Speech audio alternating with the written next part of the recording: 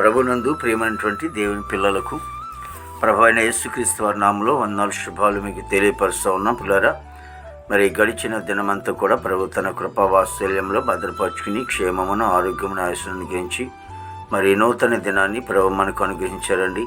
2026 సంవత్సరము 3వ నెల 13వ దినాన్ని ప్రభు మనకు అనుగ్రహించి మరి ఈరోజు దేవుని వాక్యము ఎలుగెత్తి నేను యెహోవాకు మొరపెట్టినప్పుడు ఆయన తన పరిశుద్ధ పర్వతము నుండి నాకు ఉత్తరం ఇచ్చెను.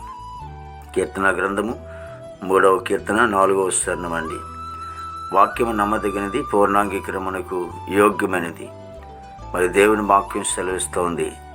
దేవుని సన్నిధిలో మనం మొరపెట్టినప్పుడు దేవుడు గొప్ప ఆయన జవాబిస్తాడు.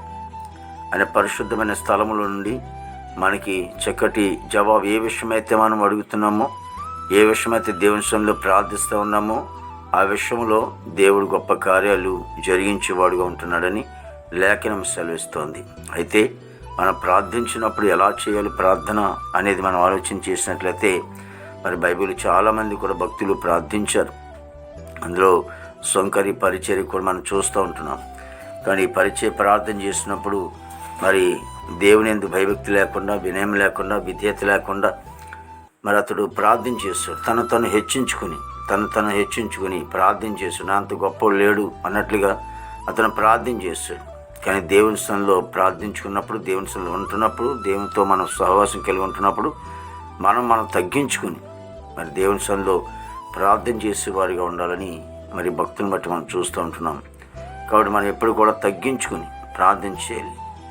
ఎవడు సొంకని అంటున్నాడు, నేను పాపిని అని పశ్చాత్తాపడి ప్రార్థిస్తూ ఉంటున్నాడు. అయినా నేను పాపిని, అయినా ఇగో తండ్రి నీ వైపు చూడటానికి కూడా నేను అర్హతని కాదని అతడు మాట్లాడుతూ ఉన్నాడు. కాబట్టి మనం తగ్గించుకుని ప్రార్థన చేసినప్పుడు మరి దేవుడు మన జీవితాల్లో ఎంతగానో గొప్ప కార్యాలు జరిగిస్తాడండి. ఆయన కరుణించే దేవుడు.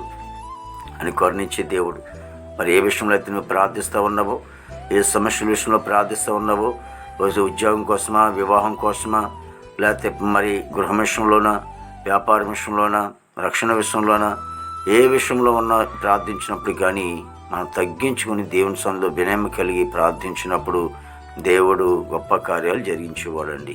మహాపరిశుద్ధుడు, ప్రేమగల తండ్రి, కృపనికి స్తోత్రాలు స్తుతులు చెల్లిస్తున్నాం నాయన.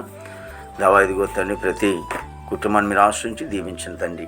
మా భారతదేశాన్ని మీరు ఆశ్రయించి దీవించమని, నాయకులు, అధికారులు మంచి అంతనంపమని ప్రార్థనకి స్తోత్రాలు తండ్రి. గొప్ప దేవుడానికి స్తోత్రాలు చెల్లిస్తున్నాం బాబు, నీకు వందనాలు తండ్రి. మహోన్నతుడా, సర్వశక్తి గల దేవుడా, నీకే స్తుతి స్తోత్రాలు చెల్లిస్తున్నాం ప్రభు. నాయన ప్రభా, మరి సరిహద్దులో సరికి మంచి అంతనంపండి. ఆర్మీ బృందానికి అంతటి కూడా మంచి ఆరోగ్యం తినంపండి తండ్రి.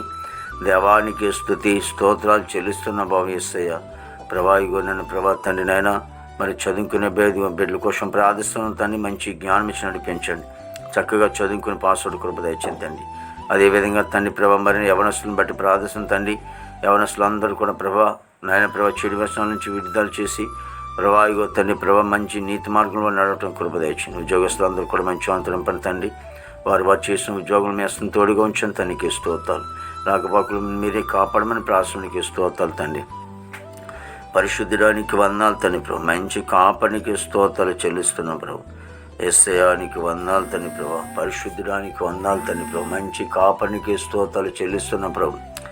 యేసు రాజ్యానికి వందనాలు తండ్రి ప్రభు. మీరే మాకు తోడుగా నడిపించమని, అదేవిధంగా తండ్రి ప్రభు మరి నాయన తండ్రి మా దేశ పాడి పట్టణాన్ని మీరు ఆశించి దీవించమని ప్రభు. ఈ దినవంతం విశేషమైన కృపతో నింపి నామకు మాత్రం మేము తెచ్చుకోండి. యేసుక్రీస్తు నామమున తండ్రి. ఆమేన్, ఆమేన్.